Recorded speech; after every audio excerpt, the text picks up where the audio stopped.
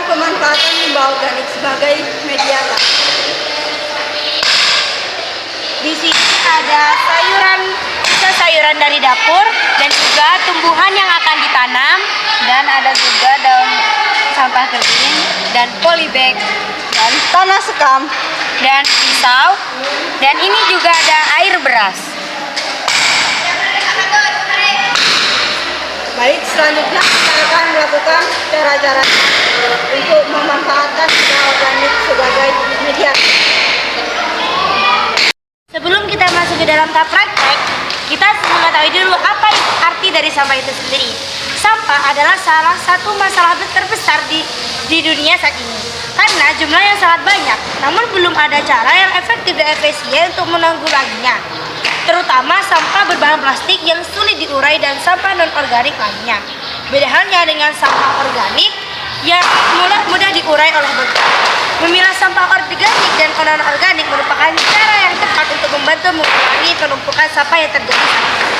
Selain memilah sampah organik dan non-organik, kita juga dapat mengolah sampah tersebut menjadi produk yang dapat digunakan kembali.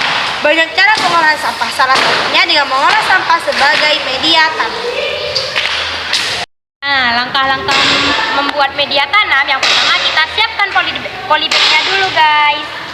Lalu dibuka, masukkan sampah yang sudah kering ke dalam air beras. Dikecil-kecilin ya guys. Media tanam merupakan komponen utama ketika akan bercocok tanam. Media tanam yang akan digunakan harus disesuaikan dengan jenis tanaman yang akan ditanam. Masukkan ke dalam, terus dimasukin ke sini.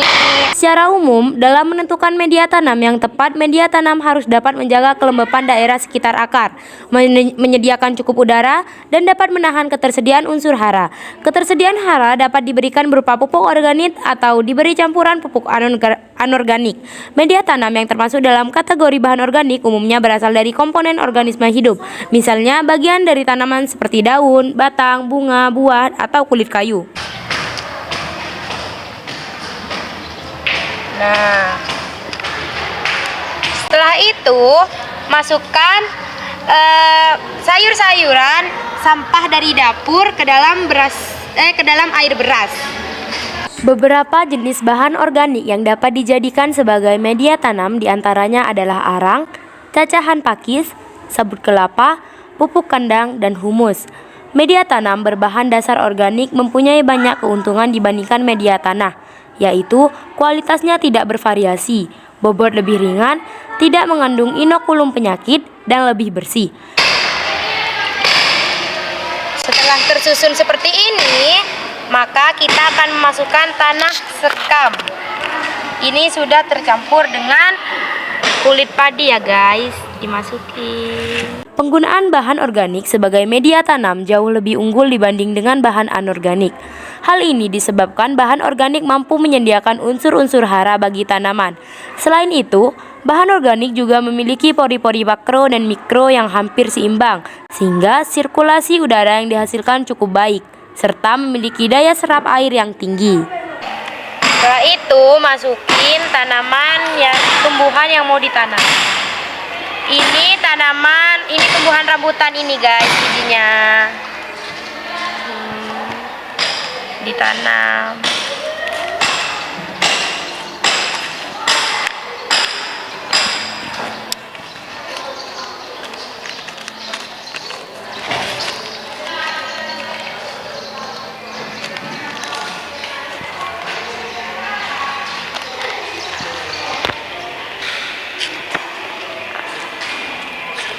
Nah, ini dia media tanamnya. Kita bisa siram ini menggunakan air, tapi jangan terlalu banyak ya.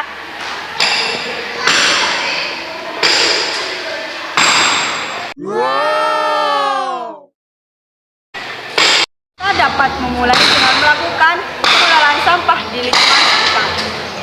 Sebagai santri pondok pesantren, dapat memulai dengan mengelola sampah yang ada di pondok pesantren, utamanya limbah yang dihasilkan di dapur pondok.